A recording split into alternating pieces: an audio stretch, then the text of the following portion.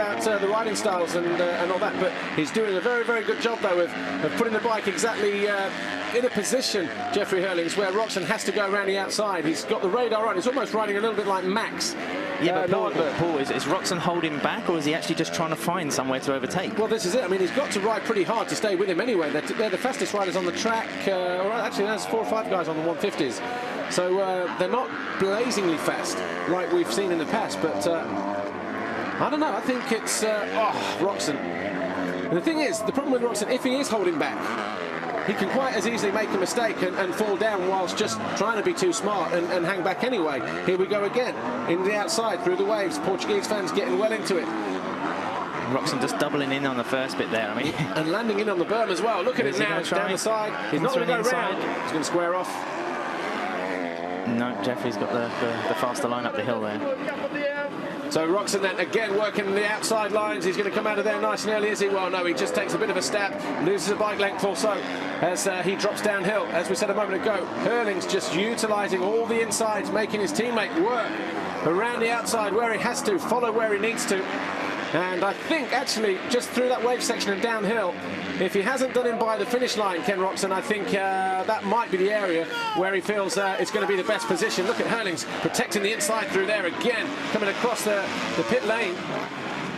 Roczen, though, is he going to square off? No, he gets a little bit wobbly, but look at that, he's got good drive. It's a mistake from the teammate, Herlings, who now pulls the pin, and he's not going to back out of this challenge either. And he does well to keep his own KTM ahead of his teammate, and Roczen just losing the front on the face of that jump into that right-hander. We've got a back marker ahead of him, that's David Cucci on the Latvian on the Latvian Elchny Honda. I do feel a bit sorry for Jeffrey Herlings, actually, because one tiny mistake is going to lose him the lead. I'm pretty sure that Ken's going to, like, you know, eke out like a second at least over the following lap. You know, the race is going to be over. Just to keep people informed, Max Anstey's still in 3rd place, but Zach Osborne, like, less than a second behind him now. So Zach, like, trying to make a push late on to take that 3rd place, and he was actually like a second quicker than the Englishman on that one. And Gauthier Paulin still hovering down there in 5th, not really going forward as these two now really start to turn up the heat on each other. And this is the area where we said a moment ago, very close through there.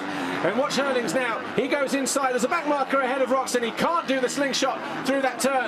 And that's where I thought he was going to get the driver around this right-hander, jump alongside Herlings as he did a lap ago, and maybe square off and get better drive. But look at him, hard on the brakes.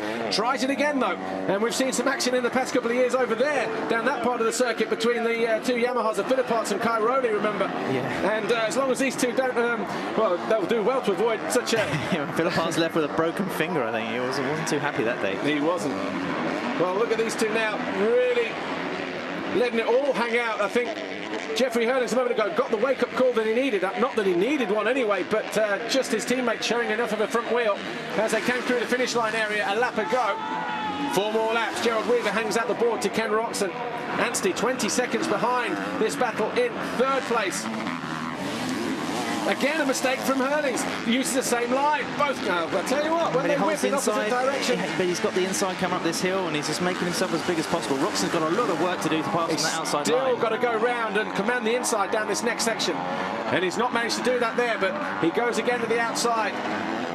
I mean, Ken's going to need 2 pretty big scrubs on those 2 jumps coming across the finish line to try and get the drive to pass Jeffrey on that. I don't think it's a practical place. And the thing that I was worried about them when they scrubbed in opposite directions. Oh, the front wheel goes from Herlings. When they scrub in the opposite directions, there's that real danger of the rear wheels touching. Yeah. They can't do anything about that, you know, when they're side by side. I think that would be quite a phenomenal end to this race, to be honest. Well, it would be. Oh, Roczen there. He's done it. Down the inside, works the outside. Come across. Oh, he has to back out of the challenge, just like he did last year. And a back marker as well. And that's Sean Mitchell on the Route 77 MVRD Honda. Teammate to Mattis Caro, who I think will be back in Sweden in about 3 weeks' time. Right, Herlings has got a breather here, Paul. Is he going to win? Who's going to win? He's made a mistake coming out of that turn as well. That allowed Roczen back in. It can either go... Wait, there's 3 scenarios here. Herlings wins, Roczen wins, or they both end up in a heap. I think it'd be a bit silly not to bet on Ken here. I think he's just... he'll get desperate. He will get desperate. And I think that's why Herlings might win it. Oh, the back end from Herlings almost comes around and hits the corner first, going into that left-hander, but he manages to keep his head composed. Face full of roost again for Roczen. This is the hardest he's probably had to work for a moto win this year, certainly. I tell you, we don't mind seeing these two out front, you know, for most of the rest of the year if they keep racing like this. Are they going to get across the line? Yeah, it's going to be 3 laps. Yeah, it's going to be a long way to go. Oh. Look at that. Oh, he's gone through this time. And look at that, 2 laps running. Herlings went to the inside, made a mistake. He heard his teammate round the outside of him. This is now where Herlings needs to respond. Is he going to go after him? Back marker moves out of the way. Is that lead? I think it might be. Yeah, it's one of the Husqvarnas, that's for sure. And it's not Lupino. Lupino's down in 13th, so. So Roczen now, he's maybe going to try and pull the pin and humiliate his teammate, and in doing so might make a mistake. But how will Herlings respond here? Roczen already looking over his shoulder to see if he's broken his teammate. Look at that! And just riding on the ragged edge is Ken Roczen.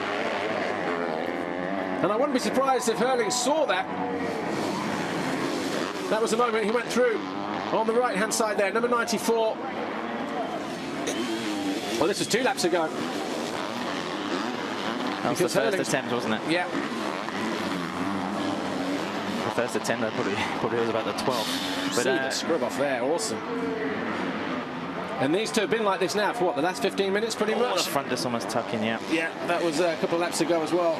So really, it came down to a mistake between 1 or 2 of these guys, and it was Herlings in the end, just coming out of the final corner prior to the Monster Energy finish line jump, that made that mistake, and his teammate Ken Roczen switched it up, went to the inside, and got the better drive on that occasion. And Zach Osborne in 3rd place now, that's why we're having a little bit look. There's Max Anstey behind, so good ride from Zach considering he's sick. 3rd place, another top 3 finish.